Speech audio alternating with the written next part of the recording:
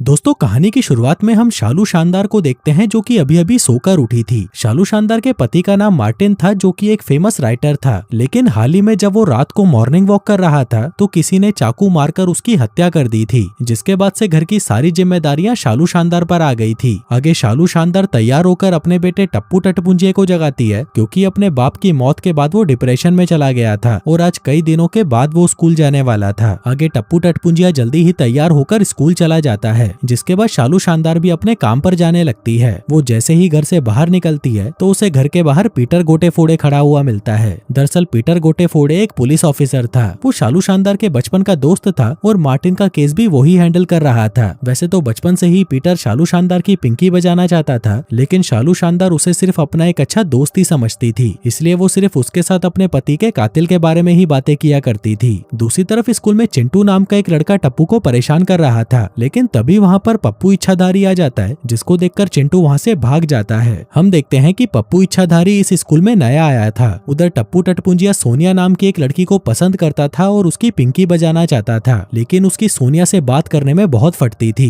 लेकिन तभी पप्पू इच्छाधारी इस काम में भी उसकी मदद करता है और उसकी और सोनिया की एक दूसरे से दोस्ती करवा देता है। इसके बाद वो दोनों रग्बी खेलने जाते हैं, जहाँ पर टप्पू इस गेम को बहुत अच्छे से खेलता है। उधर टप्पू को इतना अच्छा खेलता हुआ देख चिंटू को गुस्सा आ जाता है और वो टप्पू को वहीं पर कुत्ते की तरह पेलने लगता है। तभी इस बार भी पप्पू इच्छाधारी वहाँ पर आकर उसे बचा लेता है। आगे जब टप्पू टटपुंजिया चेंजिंग रूम में था तभी पप्पू इच्छाधारी उसके पास आता है। टप्पू उसे उसकी मदद करने के लिए थैंक यू बोलता है और साथ ही उससे पूछता है कि तुम मेरी मदद क्यों कर रहे हो। पप्पू इच्छाधारी कहता है कि मैं जानता हूँ कि हाल ही में तुम्हारे बाप की मौत हुई है। दरअसल मेरा बाप भी इस दुनिया में नहीं है, इसलिए मैं समझ सकता हूँ कि तुम्हें अपने बाप के बिना कैसा लग रहा होगा। अब टप्पू टटपुंजिये को पप्पू इच्छाधारी एक अच्छा लड़का लगता है, इसलिए वह उससे दोस्ती कर लेता है। वहीं शाम को जब शालू शानदार घर पर आती है तो उसे टप्पू टटपुंजिया कहीं भी दिखाई नहीं देता। वो उसे घर में ढूंढ ही रही थी कि तभी पप्पू इच्छाधारी उसको लेकर घर पर आता है। आगे टप्पू शालू शानदार को पप्पू इच्छाधारी से मिलाकर कहता है कि मैंने आज रात को अपने दोस्तों के लिए घर पर एक छोटी सी पार्टी रखी है। अब ये सुनकर शालू शानदार खुश हो जाती है क्योंकि आज टप्पू बहुत दिनों बाद इतना खुश लग रहा था। आगे रात होते ही टप्पू के दोस्त उसके घर पर पार्टी करने आ जाते हैं। वहीं शालू शानदार सबके लिए खाने पीने का इंतजाम करती है। उस पार्टी में पप्पू इच्छाधारी भी था और सभी लोग पार्टी का मजा ले रहे थे।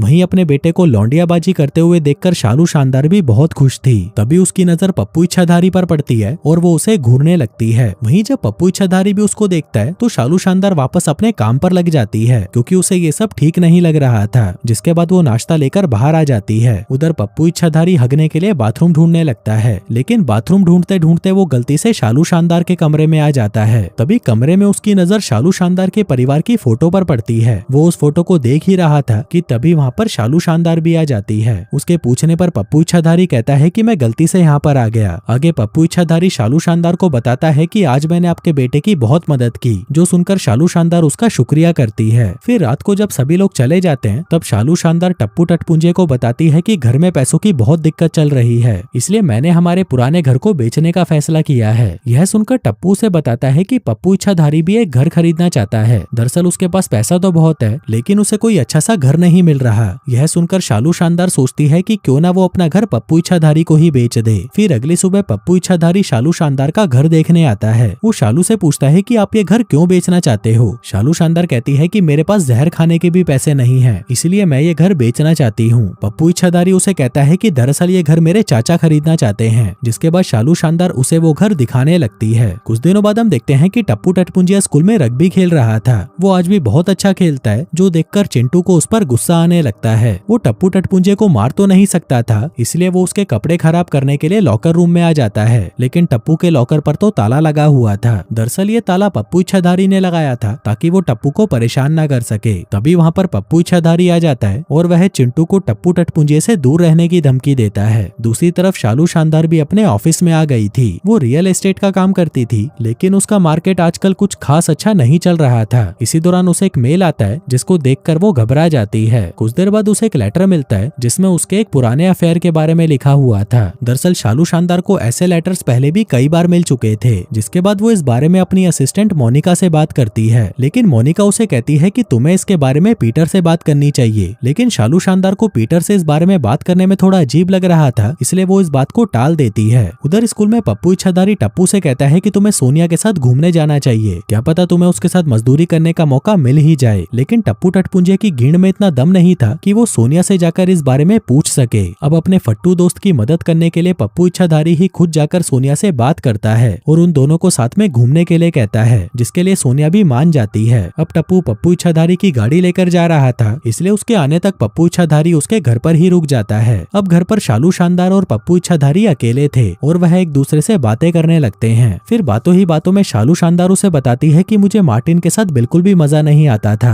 वो बस हमेशा मेरी पीछे से लेता था और 30 सेकंड के अंदर ही ठंडा पड़ जाता था, इसलिए मेरी गुलाबी कभी भी गर्म नहीं हो पाती थी। वहीं ये सब बातें सुनकर पप्पू इच्छाधारी का पप्पू भी उसकी पैंट में खड़ा होकर सलामी देने लगता है। दूसरी तरफ टप्पू टटपुंजिया सोनिया को एक रेस्टोरेंट में लेके जाता है, जहाँ पर वो दोनों काफी देर तक बातें करते हैं। अब सोनिया को भी टप्पू बहुत पसंद आ जाता है, जिसके बाद वो दोनों एक दूसरे को चूसने लगते हैं। उधर शालू शानदार सोने से पहले नहाने चली जाती है, जबकि बाहर बैठा पप्पू इच्छाधारी अब बहुत ज्यादा गर्म हो चुका था, जिसके बाद वो उठकर सीधा शालू शानदार के पास आ जाता है। शालू शानदार उसे बाहर जाने को कहती है, लेकिन पप्पू इच्छाधारी अपने कपड़े उतारकर उसके साथ नहाने लगता है। अब शालू शानदार चुपचाप उसे देखती रहती है, जबकि पप्पू इच्छाधारी उसके खेत में दबाकर मजदूरी करना शुरू कर देता है। फिर कुछ देर बाद टप्पू टटपुंजिया भी घर पर वापस आ जाता है। आगे जब उसे घर में कोई नजर नहीं आता तो वो अपनी माँ को पुकारने लगता है। तभी पप्पू इच्छाधारी उसके सामने आता है और उससे पूछता है कि भाई आज तूने सोनिया की गुलाबी बजाई या नहीं। उधर हम शालू शानदार को देखते हैं, जिसने आज काफी दिनों बाद अपने खेत में मजदूरी करवाई थी, इसलिए उसे आज बहुत अच्छा लग रहा था। वहीं टप्पू टटपुंजे के आते ही पप्पू इच्छाधारी अपने घर चला जाता है। हम देखते हैं कि पप्पू इच्छाधारी खुद को जितना अमीर दिखाता था उतना वो था नहीं। वो एक छोटे से घर में अकेला रहता था और इतने दिनों से शालू शानदार को जो लेटर्स और मेल्स मिल रहे थे वो सभी उसको पप्पू इच्छाधारी ही भेज रहा था।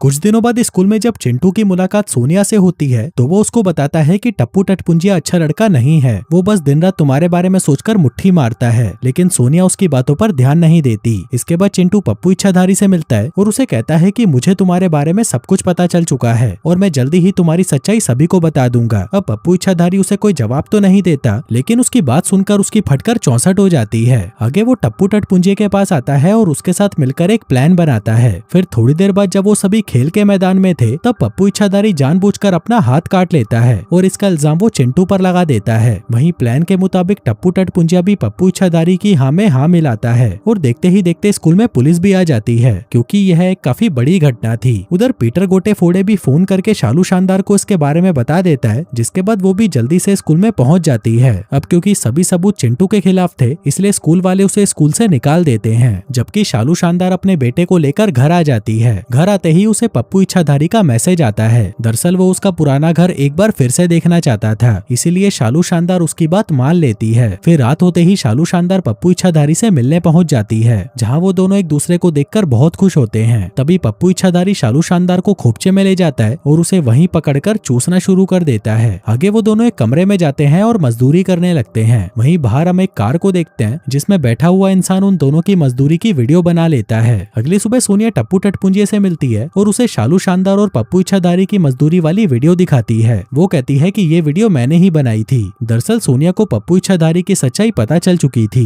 फिर जब वो इसके बारे में पप्पू इच्छाधारी से बात करती है तो वो उसको भी वहीं पर बुलाता है जहाँ पर उसने शालू शानदार को बुलाया था। वो टप्पू को यह भी बताती है कि पप्पू इच्छाधारी ने हम सबसे झूठ बोला है, उसका तो असली नाम पप्पू इच्छाधारी भी नहीं है। अब सोनिया की बातें सुनकर टप्पू टटपुंजिया हैरान हो जाता है। फिर कुछ देर बाद जब सोनिया अपने घर जा रही थी तब पप्पू इच्छाधारी उसका पीछा करने लगता है। वहीं दूसरी तरफ शालू शानदार को भी पता चल गया था कि किसी ने उसकी वीडियो बनाकर इंटरनेट पर वायरल कर दी है, जो देखकर वो बहुत परेशान हो जाती है। फिर कुछ देर बाद टप्पू टटपुंजिया को सोनिया का मैसेज आता है, जो उसे पप्पू इच्छाधारी के घर पर बुला रही थी। इसके बाद जब टप्पू पप्पू इच्छाधारी के घर पर आता है तो उसे वहाँ पर कोई नहीं मिलता और तभी पप्पू इच्छाधारी उस पर पीछे से हमला करके उसे बेहोश कर देता है। दरअसल ये सारा प्लान पप्पू इच्छाधारी का ही था। उसी ने ही सोनिया के फोन से टप्पू को मैसेज किया था, जिसके बाद वो शालू शानदार को भी मैसेज करके उसे उसके पुराने घर पर मिलने के लिए बुलाता है। वहीं शालू शानदार को कुछ ठीक नहीं लग रहा था, इसलिए वो जाने से पहले पीटर गोटे फोड़े को मैसेज करके सब कुछ बता देती है कि वो कहाँ पर जा रही है। फिर जैसे ही वो अपने पुराने घर पर आती है तो वहाँ पर उसे पप्पू इच्छाधारी मिलता है। फिर शालू शानदार के पूछने पर पप्पू इच्छाधारी उसे सारी सच्चाई बता देता है कि तुम्हारा जिसके साथ पहले अफेयर था मैं उसका बेटा हूँ, और जब तुमने मेरे बाप को छोड़ा तो तुम्हारी गुलाबी के गम में उसने खुद की जान ले ली और इस सब की जिम्मेदार तुम हो, इसलिए मैं इस शहर में आया हूँ तुमसे बदला लेने के लिए। वो बताता है कि मैंने ही तुम्हारे पति को मारा था, जिसके बाद वो शालू शानदार को एक चाकू देकर उसे खुद की जान लेने को कहता है। वो कहता है कि अगर तुमने ऐसा नहीं किया तो मैं टप्पू टटपुंजे को मार डालूंगा। लेकिन शालू शानदार उसकी बात नहीं मानती। वो जल्दी से उस पर चाकू से हमला करके वहाँ से भागने लगती है। इसी दौरान पीटर गोटे फोड़े भी वहाँ पर आ जाता है, जिसके बाद शालू शानदार उसे पूरी बात बता देती है और वो दोनों मिलकर टप्पू टटपुंजे को ढूंढने निकल जाते हैं, क्योंकि पप्पू इच्छाधारी ने बताया था कि उसने टप्पू को जंगल में बांध रखा है। वहीं शालू शानदार जल्दी जल्दी अपने बेटे को बचाने भागती है, जबकि पप्पू इच्छाधारी पीटर गोटे फोड़े पर चाकू से हमला करके उसकी गन छीन लेता है। उधर सोनिया और टप्पू टटपुंजिया भी आजाद हो चुके थे। फिर पीटर गोटे फोड़े को जख्मी करने के बाद पप्पू और शालू शानदार को मारने की कोशिश करता है, लेकिन तभी शालू शानदार पीछे से उस पर हमला करके उसे मार डालती है। फिर कहानी के अंत में हम देखते हैं कि शालू शानदार अब पीटर को पसंद करने लगी थी और उससे अपनी पिंकी पिटवाने को भी तैयार थी। और दोस्तों, इसी के साथ ही ये कहानी यहीं खत्म हो जाती है।